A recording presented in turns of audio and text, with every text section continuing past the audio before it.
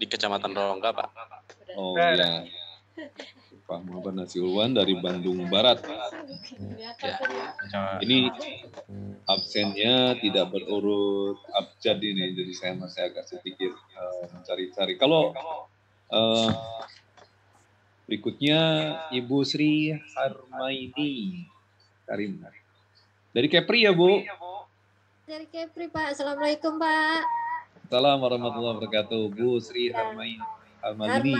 Nama saya Sri Harmalini. Saya dari Kabupaten Karimun, Kepulauan Riau Pak. Oh asik itu. Oke Bu Sri, ya terima kasih. Ya, sama-sama Pak. Kemudian kita lihat lagi ada Pak Nuryanto. Yogyakarta di mana Yogyakarta Pak Nur?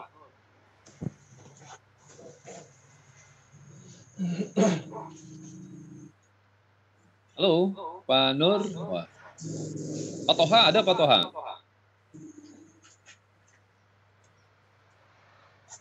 Pak Nuryanto, Yogyakarta di mana Jogjanya?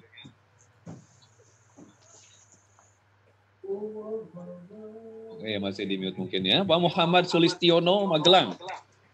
Yang punya Borobudur ini. Ya Pak. Yang punya Borobudur ya. Dekat Borobudur. Magelang. Oke, Pak Muhammad Sulistiono. Oke, kemudian yang sudah hadir lagi di antara kita. Mana lagi nih? Pak Opai Suparman. Nah, orang Sunda biasanya Opai Suparman. Di mana Sunda? Di Jabarnya Pak? Opai? Suparman? Pak Suparman, Jabarnya di mana?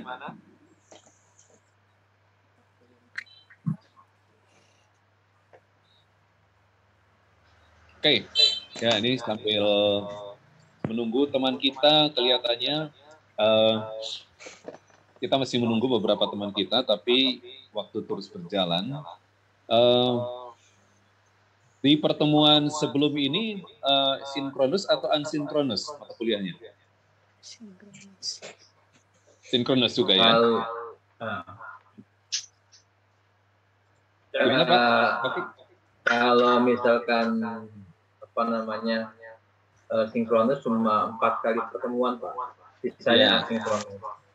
Oke, tapi saya minta ke Pak Kajur, Pak Ali, untuk pertemuan pertama saya pengen sinkronus dulu karena ada banyak hal mungkin yang biasa kita harus saling mengenal, kemudian mengenalkan karakteristik dari mata kuliah ini ya.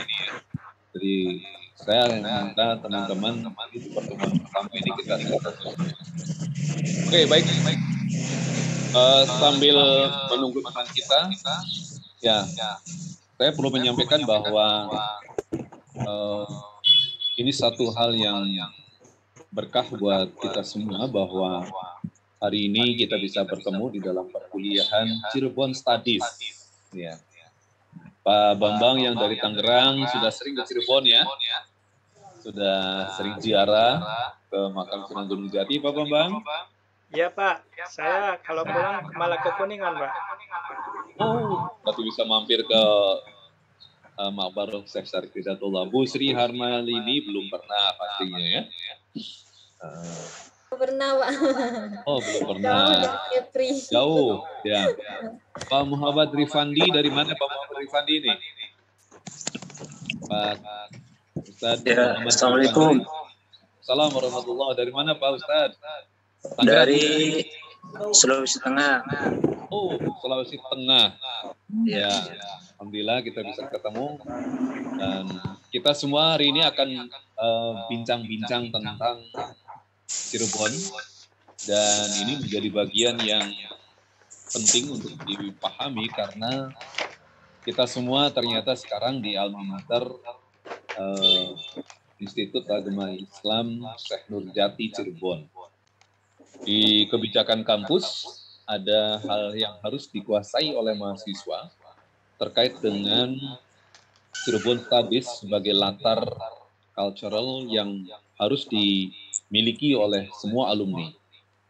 Oleh karena itulah penting mata kuliah ini untuk menjadi paling tidak pemahaman kita tentang Cirebon, bagaimana Islam berkembang di Cirebon, membentuk kebudayaan Cirebon, dan kemudian Institut Agama Islam Syekh Nurjati menempatkan nama tokoh Syekh Nurjati ini sebagai sebuah nama yang saya kira tidak sekedar memasang nama, tetapi ada alasan tentu ya. Dan kali ini kita akan bincang-bincang terkait dengan mata kuliah ini. Nah, untuk itu teman-teman izinkan saya share screen, ya. Bisa hostnya saya share screen. Ya Pak, Bapak sudah saya jadikan host. Oke. Host disable, masih disable participant screen.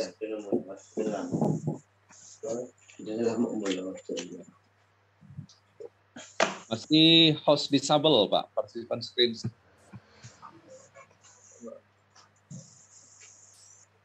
Recording stopped. Oke. Terima kasih. Ya Pak. Sudah? Saya bisa share screen? Ya, teman-teman, hari ini kita akan belajar tentang bincang-bincang tentang Cirebon Studies yang harus dikuasai oleh semua alumni lulusan dari Institut Agama Islam Syekh Nurjati. Di layar ini adalah beberapa produk kebudayaan Cirebon yang saya kira ini akan menjadi sesuatu yang kita akrabi selama 1 semester. Batik apa? Nah, mohon kepada yang lain untuk di-unmute dulu. Terus mi. Ya. Oke. Bermain Bauman kan? Ini satu gambaran tentang kebudayaan Cirebon. Ya, bagaimana Islam berkembang di Cirebon, kemudian membentuk kebudayaan Cirebon, dan bagaimana Islam berelasi dengan kebudayaan pra-Islam, kemudian membentuk sebuah kultur baru yang inilah sebuah bentuk komunikasi dakwah dari penyebar Islam. Dan salah satunya adalah tokoh Syekh Nurjati.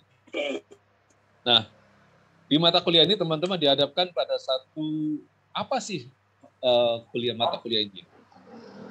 Cirebon Studies ini merupakan mata kuliah yang di dalamnya akan membahas tentang sejarah kebudayaan Cirebon sebagai kebudayaan Islam Nusantara yang berelasi dengan anasir-anasir kebudayaan lainnya sehingga membentuk wujud kebudayaan Cirebon yang unik. Nah, ini yang harus dipahami. Kemudian, apa relasinya dengan seluruh keilmuan mahasiswa? Mata kuliah ini akan membahas perwujudan kebudayaan Nusantara yang berhubungan dengan model-model reseptif Al-Quran dan hadis. Jadi penghayatan manusia Cirebon terhadap Al-Quran dan hadis dalam berbagai dimensi kebudayaan ini nanti harus dipahami oleh teman-teman. Dipahami dengan bagaimana menggunakan disiplin-disiplin ilmu keagamaan substantif. Ya, yang Anda pelajari nanti dalam perkuliahan. Ini akan digunakan untuk memahami ya, festehan kebudayaan yang dalam konteks Cirebon kali ini. Nah, ini yang menjadi hal yang harus diperhatikan. Kemudian, ini kenapa kemudian ada tokoh yang dijadikan nama kampus kita. Nah, kenapa ini dijadikan nama? Siapa tokoh ini? Apa peran tokoh ini dalam peradaban kebudayaan Cirebon? Inilah yang harus dipahami oleh mahasiswa. Nah, untuk ini maka nanti teman-teman akan melihat bagaimana pendekatan kajian dalam Cirebon Studies. Nah, jadi pendekatannya menggunakan pendekatan kebudayaan. Seperti halnya para wali, khususnya di Cirebon, Sunan Gunung Jati, kemudian Pangeran Walang Sungsang, dan termasuk juga Sunan Kalijaga, itu begitu besar perannya dalam melakukan dakwah Islam di wilayah Cirebon dan di Jawa Barat pada umumnya. Dan ini yang digunakan adalah pendekatan kebudayaan. Nah, dalam pendekatan kebudayaan, itu kita melihat kebudayaan itu apa sih isinya. Nah, kebudayaan itu dipandang sebagai satu sistem pengetahuan. Ya, jadi kalau bicara kebudayaan itu bukan dari bendanya, tapi ada sesuatu yang abstrak.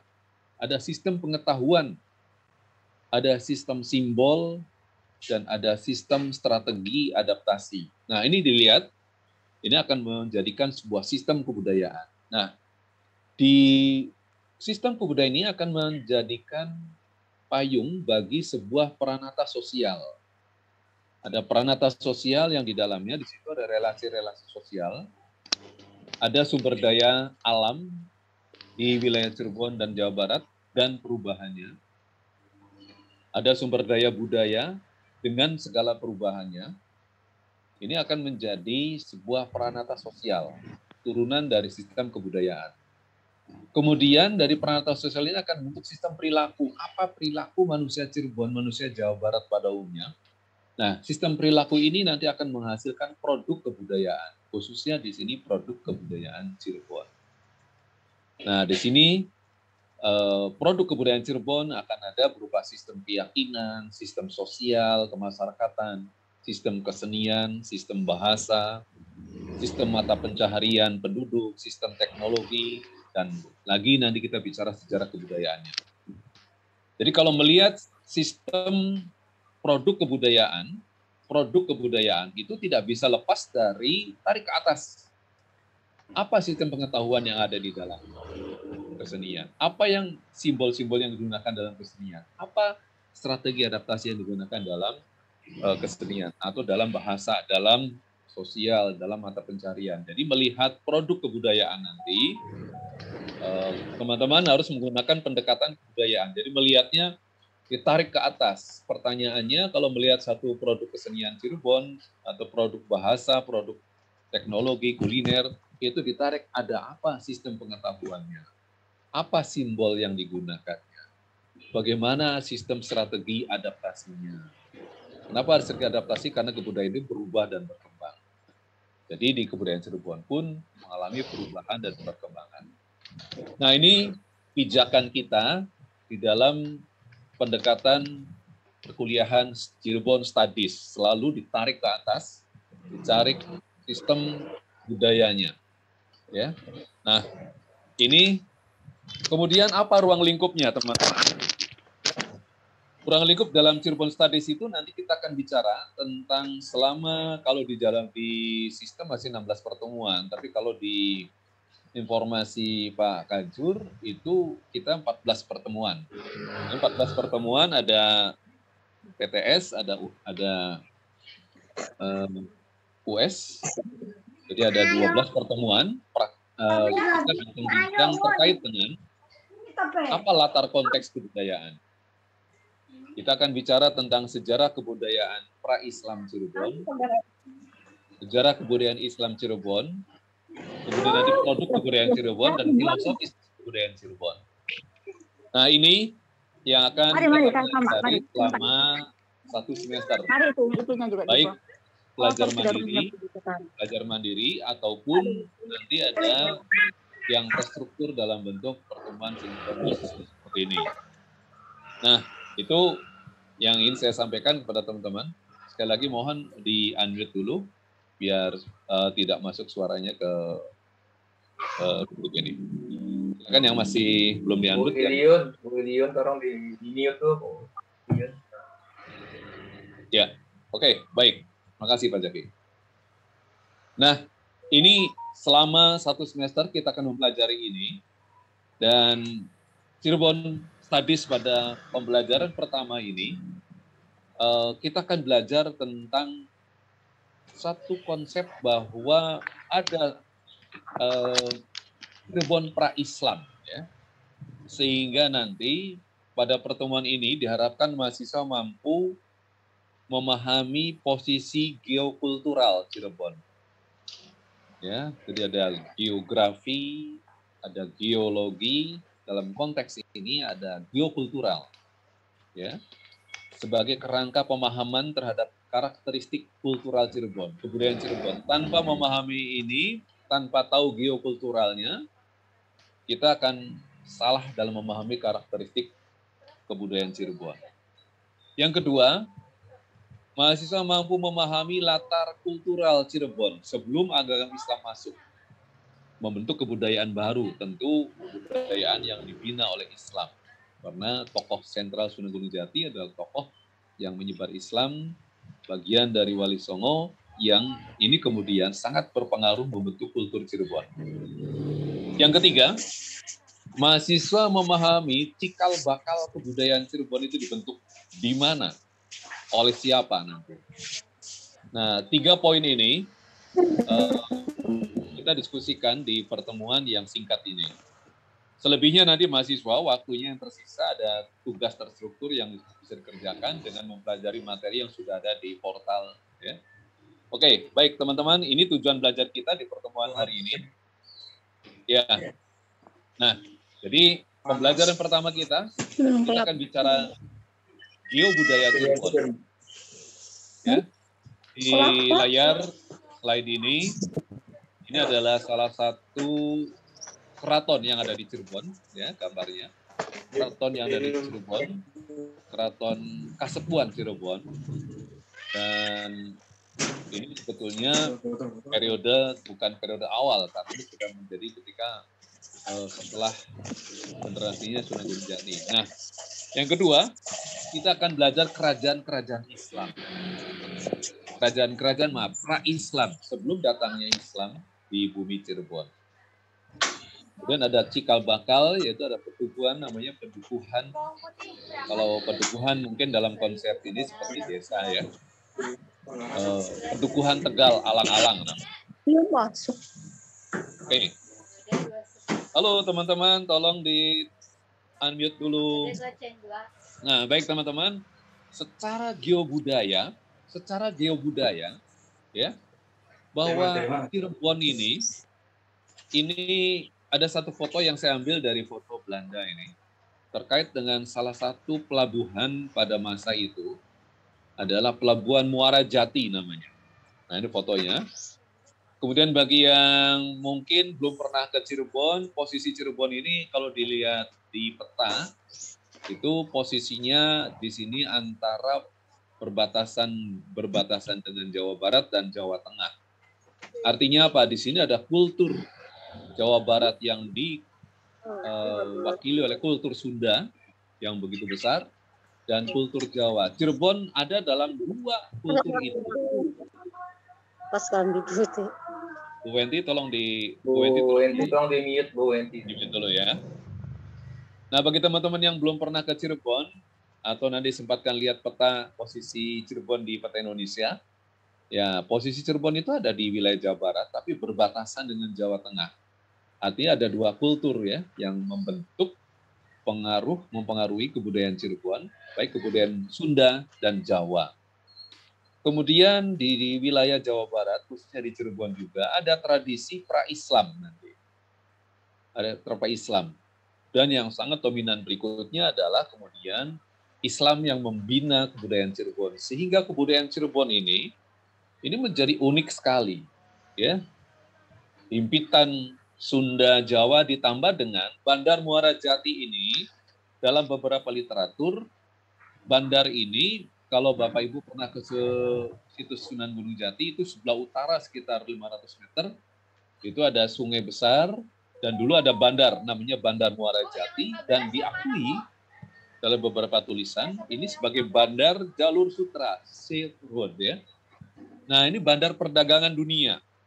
Banyak pedagang-pedagang yang kemudian datang ke sini. Oke. Kemudian yang kedua, posisinya di sini, bandar ini ada di Kerajaan Singapura, bagian dari Pajajaran. Nah, posisi geokultural inilah yang membuat karakteristik kebudayaan Cirebon begitu unik. Oke. Kemudian yang harus pahami lagi nanti Bapak Ibu di modul juga sudah bisa jelaskan. Ada beberapa kerajaan pra-Islam di Jawa Barat sebelum di Cirebon, sebelum berdirinya Cirebon.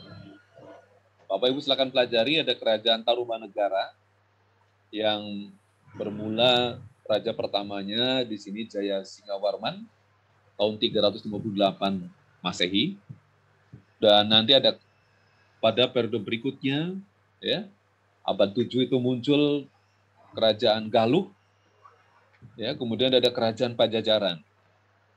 Galuh dan kerajaan Sunda Pajajaran itu pernah berpisah dan menyatu kembali, dan pada masa Prabu Siliwangi itu disatukan kembali.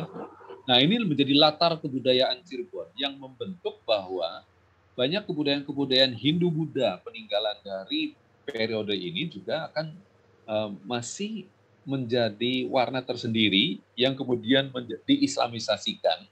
Yang ini menarik untuk dijadikan meruntut karakteristik kebudayaan Cirebon. Nah, ini kalau Bapak Ibu pernah melihat ke Keraton Kasepuhan, itu masih ada lingga dan yoni.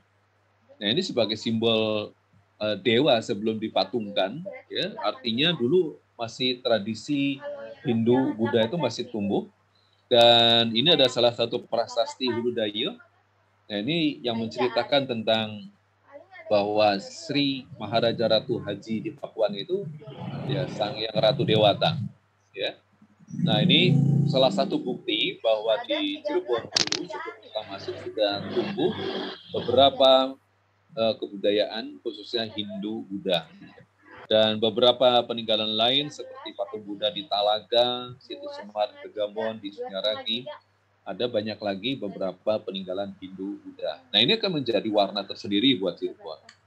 Dan kerajaan kecil selain tadi ya, Tarumanegara, kemudian Galuh, kemudian Pajajaran, di wilayah Cirebon sekitarnya juga ada kerajaan-kerajaan kecil yang mungkin istilahnya bukan kerajaan dulu ya, namanya Keratuan Indraprasta tahun 363 Masehi, ya, kemudian Keratuan Wanagiri, nah ini Keratuan Singapura. Nah, Singapura ini jangan-jangan kerajaan negara Singapura ini justru nama besarnya di Cirebon ya, ada Keratuan Singapura dulu, dan itu yang letaknya di posisi di Bandar Muara Jati. Ada Kerajaan Japura dan ada Kadipaten Palimanan.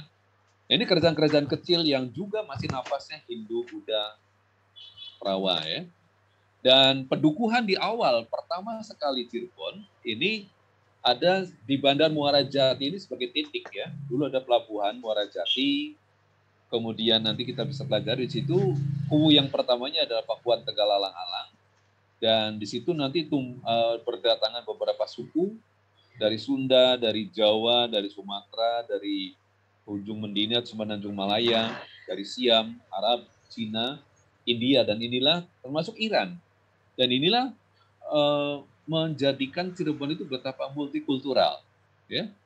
Dan pada satu masa itu di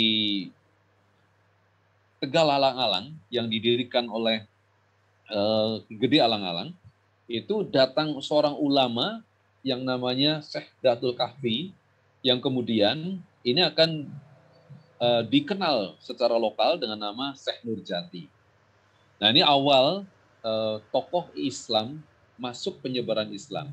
Kemudian ada Syekh Kuro, Syekh Hasanuddin yang di Karawang.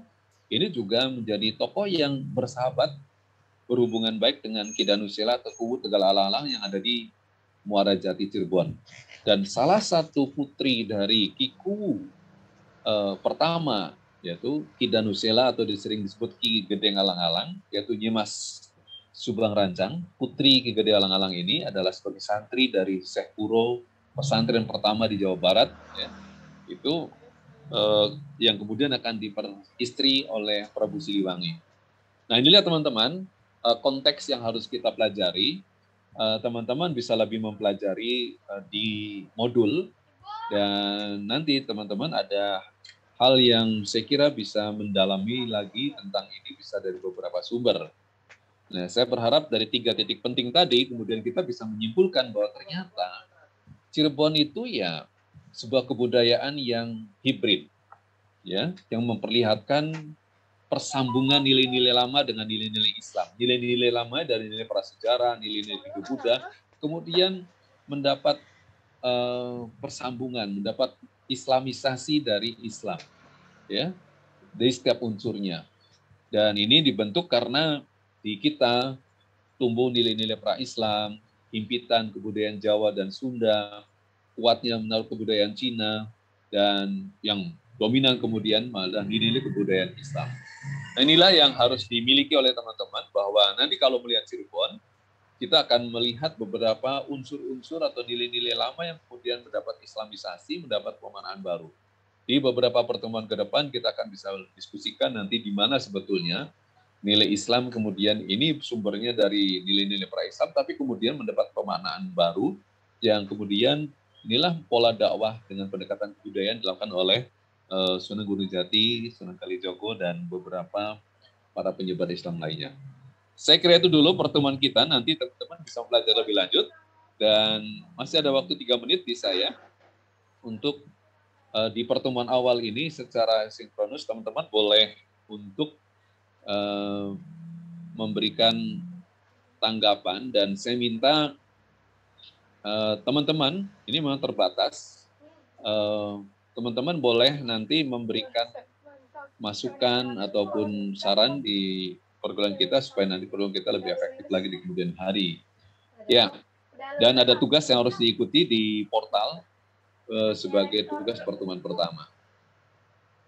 Oke, ada 2 menit yang masih tersisa dari pertemuan kita di pertemuan ini. Silakan barangkali ada yang mau ditanyakan. Ya, silakan. Terbatas waktunya Pak ya. Terbatas, ya. Sorry. Harusnya kalau di Google Meet mungkin agak enggak ya Pak ya? Kalau Google Meet lama Pak, bisa berjam-jam. Unlimited. Oke, nanti di lain waktu kita bisa Google Meet. Ini masih saya trouble di sini, ini saya Siapa? beresin dulu. Siapa? Oke, Pak Zaki, ada yang mau ditanyakan? 2 menit? Cukup Pak, masih belum terbuka Belum untuk ya. masalah Cirebon ini. Ya. Coba deh di portal ada materi. Ya, nanti ada pun yang PowerPoint tadi nanti saya kirim ke grup ya.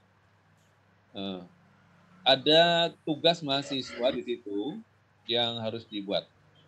Dan dijawab waktunya cukup lama, saya beri waktu 5 hari, cukup ya? Cukup Pak, alhamdulillah. Iya, 5 hari. Nanti biar biasanya di-upload di mana? Di-upload atau di grup Pak Zaki? Di portalnya Pak, ada lembar jawaban. Oh, di portalnya. Oke. Ada di sebelah kanan Pak. Oke, makasih teman-teman. Sebentar Ya. Pak, Silakan, boleh, masih ada waktu. ngapunten mau tanya Ya, Pak Nafis. untuk tugas di situ kan argumentasikan ya Pak. Ya. Kata-kata argumen, maksudnya gimana gitu Pak? Diargumentasikan dengan foto atau apa Pak? Enggak, bernarasi saja. Turun. Oke, Pak Oh, Nafis, narasi. dinarasikan saja. Anda punya argumentasi tentang apa yang ditanyakan dalam tugas, poinnya apa, silakan argumentasi Anda bebas, ya, sesuai dengan pemahaman.